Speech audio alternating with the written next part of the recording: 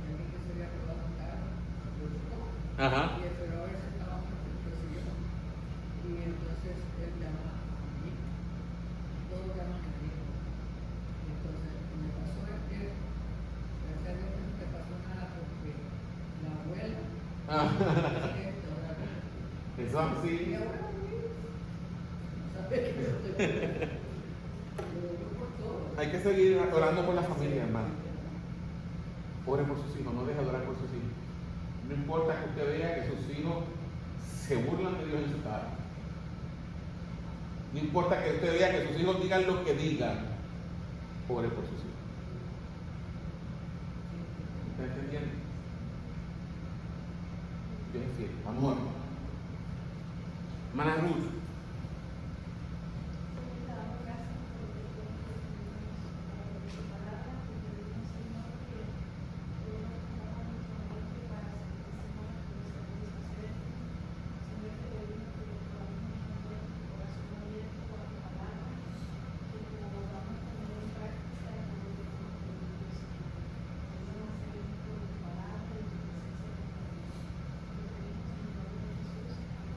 Amén, hermanos, que la bendición del Padre, el amor del Hijo y la comunión del Espíritu Santo sea con ustedes. Y espero Dios que hayan aprendido algo hoy. Perdonen lo malo de mí, lo bueno, sabes que es por Cristo, no es por mí. Lo malo sí es para mí. Yo lo que sé es que el Espíritu Santo está